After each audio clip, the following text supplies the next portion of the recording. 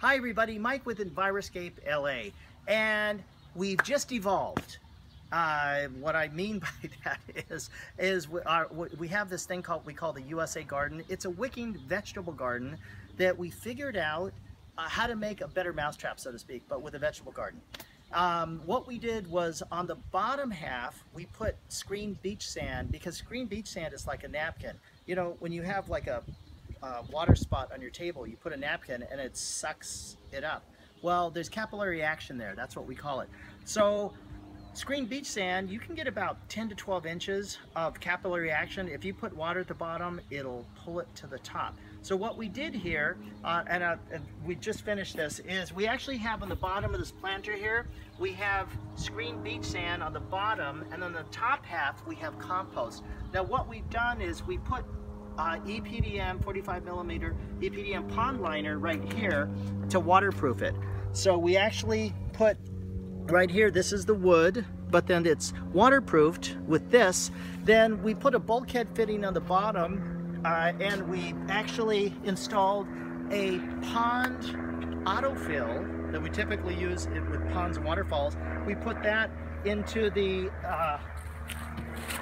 we'll call it a little well, so to speak. You can actually see this here. This is the float. So anytime it gets low in water, this will actually fill up at, you know, to the appropriate length. Now, if it rains, we actually have a hole built into the side here that'll, because remember, plants will die if they get too much water. So if it rains, this thing would become like a bathtub, but we have an overfill, so it'll only go as high as the sand, and then it will exit the box. Okay, now here's the interesting thing is plants are very, very smart. They know exactly how much water they need. You never seen a fat plant. You know why? Because you've seen a healthy one. Difference between a plant that's drought stressed and a plant that has too much water is the too much water plant will actually die. So take this for example. This is chard. It's a wonderful high antioxidant, and you use it in place of lettuce for you can have a chard salad, for example. You go out to a restaurant.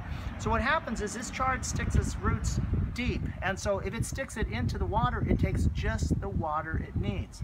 But the improvement came where we figured out that if we put these micro sprays, let's open it up back there.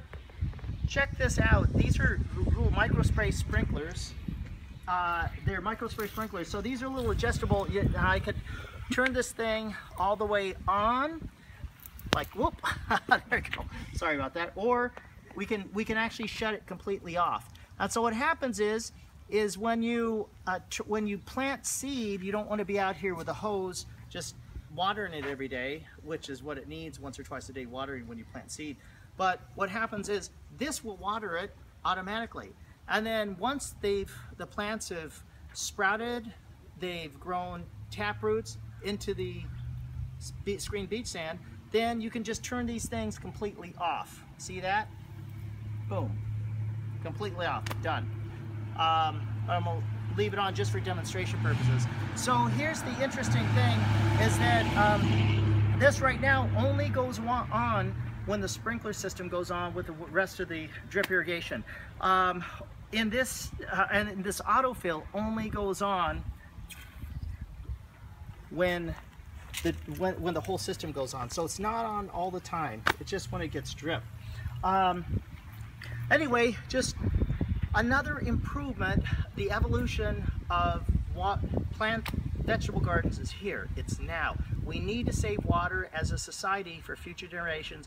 We need to start thinking this way now. This is Mike from Enviroscape LA signing off. When you think sustainability, think Enviroscape LA.